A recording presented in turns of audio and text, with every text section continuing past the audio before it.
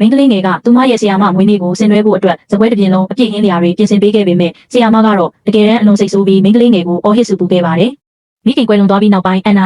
ဟာလုံးဝတယောက်တည်းရုန်းကန်နေထိုင်ခဲ့ရတာပါသူမကအိမ်ကမပေးနိုင်လို့နေအိမ်ကနေမောင်းထုတ်ခံခဲ့ရပြီးဘယ်ဆွေမျိုးကမှလည်းသူမကိုခွန်မထားချင်ကြပါဘူးဒါတောင်မှအန်နာကအကောင်းမြင်စိတ်မပြောက်ပဲရှေ့ဆက်ဖို့ပဲအမြဲစူးစမ်းခဲ့ပါတယ်နောက်ဆုံးမှာတော့သူမဟာအကြောင်းရဲ့ကောက်ခုံချင်းလူပညာခန်းမထဲမှာတိတ်တဆိတ်ခိုးအိတ်နေခဲ့ပေမဲ့ညနေတီအထိအလုပ်လုပ်နေတဲ့သူမရဲ့ဆီယာမကတွေ့ရှိသွားခဲ့ပါတယ်အန်နာရဲ့အခြေအနေကိုသိရှိသွားပြီးတဲ့နောက်ဆီယာမကသူမကိုအိမ်ခေါ်လာဖို့ဆုံးဖြတ်ခဲ့ပါတယ်။သူမကအန်နာကိုအိမ်ရဲ့သတ်မှတ်ထားတဲ့နေရာတွေမှာပဲနေဖို့ဘာကိုမှရှောက်မကင်ဖို့နဲ့3ရက်အတွင်းအိမ်ကနေဖယ်ပေးရမယ်လို့ပြောခဲ့ပါတယ်။အန်နာကလည်းတုံ့ဆိုင်မနေပဲသဘောတူခဲ့ပါတယ်။နောက်တနေ့မနက်မှာတော့အန်နာကစားစရာတစ်ခုခုရှာဖို့ရေခဲတစ်တာကိုဖွင့်ကြည့်လိုက်တဲ့အခါစိတ်အောင်ဆိုနေတဲ့ဖြော်ရည်ပလင်းတွေပဲအပြည့်ဖြစ်နေတာကိုတွေ့လိုက်ရပါတယ်။မနက်စာအတွက်တော့အေမီအမိုင်ကအန်နာကိုဟင်းသီးဟင်းရွက်ဖြော်ရည်တစ်ဖန်ခွ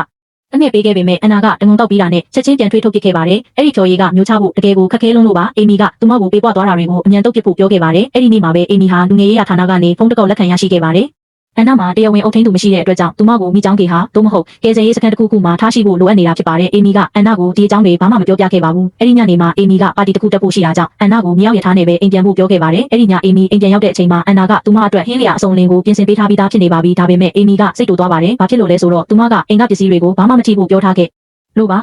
အန်နာကချက်ချင်းပဲတောင်းပန်ခဲ့ပြီးဒီနေ့ကအေမီရဲ့မွေးနေ့ဖြစ်တာကြောင့်ခက်သိမ်းသောအရာတွေကိုပြင်ဆင်ပေးခြင်းခဲ့တာပါလို့ပြောပါတယ်။အန်နာကသူမရဲ့မွေးနေ့ကိုမှတ်မိနေလိမ့်မယ်လို့အေမီတခါမှမမျှော်လင့်ထားခဲ့ပါဘူး။အေမီဟာအားနာစိတ်ဝင်သွားပြီးရေမော်စွပ်ပြုတ်ကိုယူတောက်ကြည့်လိုက်ရအရသာကတကယ်ကိုကောင်းမွန်နေတာကိုတွေ့ရပါတယ်။အဲဒီနောက်အန်နာကအေမီစီဝတ်သားပြားကိုကမ်းပေးရင်းမွေးနေ့မှာကောင်းကောင်းစားကောင်းကောင်းတောက်ရမယ်လို့ပြောလိုက်ပါတယ်။အဲဒီအချိန်လေးကအေမီကိုလုံးဝရင်ခုန်တုံလုပ်သွားအားစေခဲ့ပါတယ်။နောက်တနေ့ကတော့အန်နာအတွက်ဒီအိမ်မှာနေထိုင်ရမယ်နောက်ဆုံးရက်ဖြစ်ပါတယ်။သူမကဂရီအတိုင်းထွက်ခွာဖို့အထုပ်ပိုးတွေပြင်ဆင်ခဲ့ပါတယ်။အေမီကအန်နာမှာသွားစရာနေရာမရှိမှန်းသိတာကြောင့်အထုပ်တွေကိုအိမ်ထဲပြန်တည်လာဖို့ပြောခဲ့ပါတယ်။အန်နာဟာစာတော်ရာကြောင့်အတန်းဖော်ရီရဲ့မနာလိုတိုက်ခိုက်ခြင်းကိုခံခဲ့ရပြီးသူတို့ကအန်နာအမေရဲ့တပ်ပုံတွေကိုပါဆုတ်ဖြတ်ပစ်ခဲ့ကြပါတယ်။အန်နာဟာသူမရင်ထဲမှာအကြာကြီးအောင်ရဲသီးခံခဲ့ရတဲ့ခံစားချက်တွေအားလုံးပောက်ကွဲထွက်လာခဲ့ပါတယ်။အဲဒီနောက်အန်နာကဈေးဆိုင်ကိုသွားပြီးဆိုင်ပိုင်ရှင်နဲ့စကားပြောရင်းရင်ဖွင့်ကသူမရင်ထဲကနာကျင်မှုတွေကိုပွင့်အံချခဲ့ပါတယ်။အန်နာစိတ်တက်ကြနေတဲ့အချိန်တိုင်းမှာဈေးဆိုင်ပိုင်ရှင်ကသူမကိုအမြဲအားပေးနဲ့တိတ်ပေးလေးရှိပါတယ်။အေမီအိမ်ပြန်ရောက်တဲ့အခါအန်နာပြန်မရောက်သေးတာကိုသတိပြုမိပြီးအန်နာစီကဖုန်းတစ်ခေါက်ဝင်လာခဲ့ပါတယ်။အေမီကအန်နာကိုသွားခေါ်ဖို့ဈေးဆိုင်ကိုအပြေးလွှားသွားခဲ့ပေမဲ့အန်နာကတော့အိပ်ပျော်နေရှာပါပြီ။ဈေးဆိုင်ပိုင်ရှင်ကအန်နာအတွက်တကယ်ကိုစိတ်မကောင်းဖြစ်ရပါတယ်။သူမကအရွယ်ငယ်ငယ်လေးနဲ့ဒီလောက်အထိရင်ဆိုင်နေရတာကိုသူကအေမီကိုပြောပြခဲ့တာက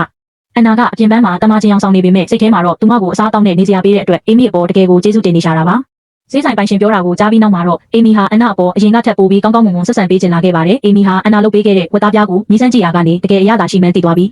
စားတောင်းနဲ့ပတ်သက်ရင်အများရန်စီကန်းကြီးလုံးနဲ့အေမီတယောက်အန်နာရဲ့လက်ရာတွေကိုပဲအားပါတရငြိမ်ရရှက်ရေးစတင်စားသုံးပါတော့တယ်